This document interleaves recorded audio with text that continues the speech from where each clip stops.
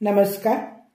आज माघ कृष्ण एकादशी, संत नामदेव यांचा एक अभंग आपण पाहणार आहोत।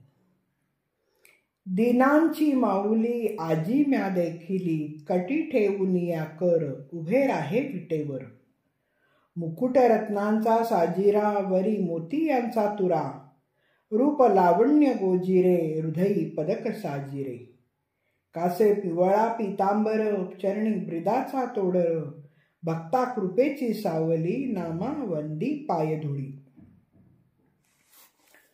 संत नामदेवांनी विठ्ठल दर्शनाने झालेले सुख कसे वर्णनातीत आहे याचे सुंदर विवेचन या अभंगातून केलेले दिसते। आषाढी कार्तिकी यात्रा म्हणजे विठ्ठल भक्तांच्या हंगामाचे सुगीचे दिवस असतात। ते भक्तजन भक्तांच्या श्रद्धेने आपल्या लाडक्या विठ्ठलाकडे पाहत असतात। त्यावेळेला आईला आपले लेकरू जसं काळं नकटं सुकडं असं असून अपत्य प्रेमाने सुंदरच दिसतं, तसे या विठ्ठल भक्तांनाही आपला काळा विठ्ठल सौंदर्यानेच पूर्णपणे आविष्कारलेला असल्याचे जाणवते। यात भक्ताच्या मनातील भावच अधिक असतो आणि त्यामुळे फक्त त्याच्या दर्शनानेही त्याचे अंतःकरण शांत होते। जीवाच्या ठिकाणी ब्रह्मानंदाचा विकास होतो। एक टक नजर लावून गाभाऱ्याच्या तोंडाशी जेव्हा भक्त त्या पांडुरंगाला पाहतो, तेव्हा त्याच्या दिव्य रूपदर्शनाने तो भारावून जातो। त्याला पाहिल्यावर भक्ताला वाटते, अरे हे काय सुंदर रूप आहे, मदनाचा बाप शोभावा असं हे रूप, त्याचे गुण तर किती। आमचा स्वामी हा पंढरीनाथ औदार्याने श्रेष्ठ असून त्रैलोक्याचा दाता आहे। तो शूर असून दैत्यांचा शत्रू आहे। त्याचे चातुर्यही वर्णन करता येणार नाही असं आहे। असा हा सर्व जीवांचा आधार पवित्रोत्तम श्री विठ्ठल नामदेवांना मात्र दिनांची माऊली वाटतो। ते म्हणतात, दुःखी जनांची आई होऊन येथे उभ्या असलेल्या त्या विठ्ठलाला मी अगदी डोळे भरून पाहिले। आता मी डोळे बंद केले तरी तो मला दिसतो। कमरेवर हात ठेवून विटेवर तो उभा आहे।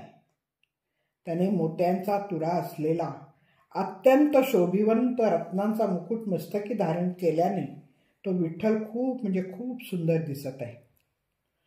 पिवळ्या रंगाची झाक असलेले तेजस्वी सुंदर वस्त्र त्याने कमरेला कसून नेसले। समचरणी डोके ठेवताना पायामधील ब्रिदाचा तोडा चमकताना डोळ्यांना विलक्षण आनंद झाल्याचे नामदेव सांगतात। असं हे विठ्ठलाचं असाधारण लावण्य रूप कमालीचं सौंदर्ययुक्त असून छातीवर रुळत असलेल्या देखण्या पदकाने अतिशय शोभून दिसत आहे। असा चतुर उदार दैत्य संहारक शूर गुणी विठ्ठल आहे।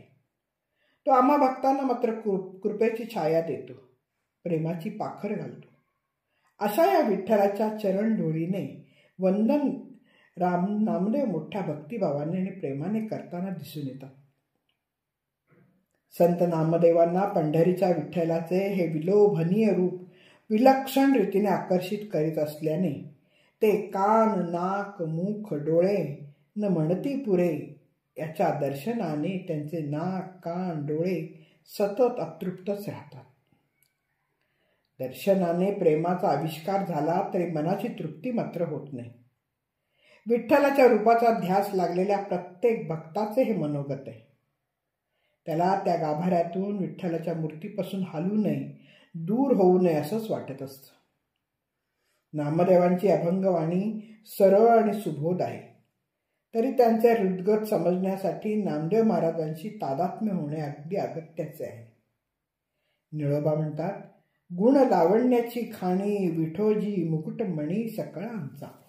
धन्यवाद। मी वाचक सौभाग्यवती पल्लवी कुलकर्णी। नमस्कार।